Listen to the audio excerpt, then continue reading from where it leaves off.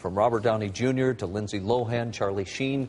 Unfortunately, fame and addiction often go hand in hand, and we're joined tonight by psychotherapist John Tsilimparis, who specializes in treating high-profile actors and artists who have addiction problems, and we're glad that you're here in the studio with us. Let's start with Corey tonight. We understand that he'd been dealing with alcohol problems since a young teenager, 13 or 14. We find out this past week that he was not only drinking, but heroin as well. Why such the deadly combination?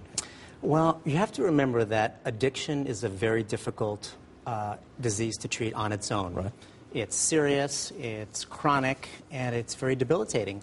And what happens is that it overwhelms people in a really, really big way. And the correlation there is that if you throw in fame, fortune, wealth, high expectations, and you throw in the scrutiny that goes along with that, you have a very lethal combination, almost a perfect storm for people to want to reach for mood-altering substances to deal with that kind of pressure. We know that he had been in and out of rehab. Yes. Apparently his friends thought that he was doing quite well. Exactly. Did we all just miss the warning signs when he went off to Canada this past couple of weeks? We could have. You know, it happens where, you know, think of it this way. In most professions, many professions, there are occupational consequences to using drugs and alcohol. People lose their jobs, they lose their livelihoods. Sure.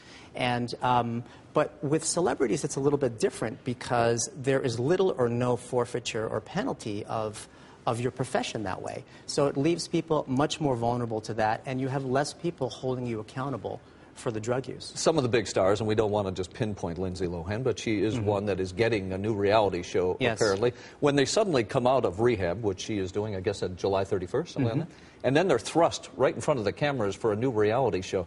Is that a good way to follow up rehab?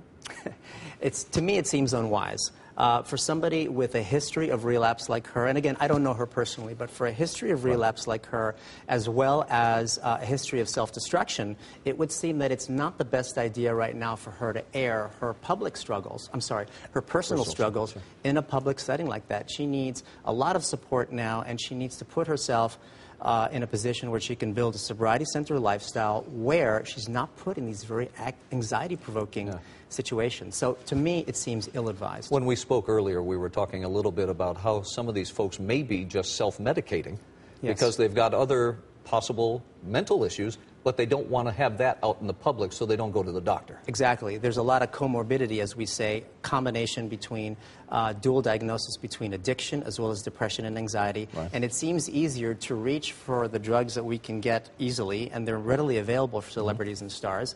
And it just seems much easier to do that in a very anonymous and private way. I think a lot of us sit back and we want to be in their shoes. We want that type of stardom, that type of money, that celebrity.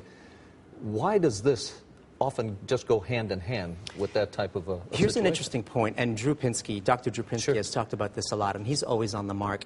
He says that one of the reasons is the very reason why celebrities enjoy the spotlight and enjoy being in that euphoria, that high of being on stage, is the very same reason that they might have thrill-seeking behavior with wanting to seek drugs and alcohol. So there's a direct correlation there as well that leaves celebrities in a very vulnerable position. They seem like they have it all, though.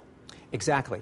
And that's the other thing about addiction. It will seem like people have it all, and it doesn't discriminate. It affects almost everybody, or it can affect everybody, but yes, even the people that we think seem to have it all can be as vulnerable as anybody else. Yeah, we mentioned before that we were talking about some of these folks have other problems that we don't know about, and that runs quite a gamut. You were talking about eating disorders, mental health problems? It can.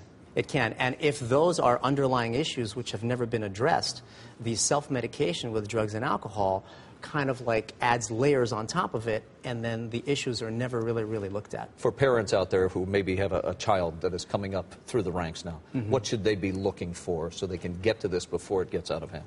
You want to look for differences in behavior.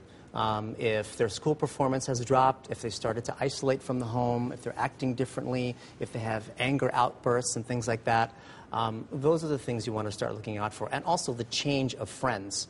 If they're, you know, the circle of friends that they're hanging out is a little bit different, it's something to look out for. I know you've got a website, and we want to give you a plug here. If we can throw up that graphic here. If you've got a need for more information on fame and addiction, you've got a website. You want to tell us what it is here? This is the address on the screen? Oh, yeah, it's johnsilimparis.com. All right. John, we appreciate you coming in. Appreciate it. Great Thank to you talk for to you, having John Tsilimparis. Thank you so much. Bye-bye.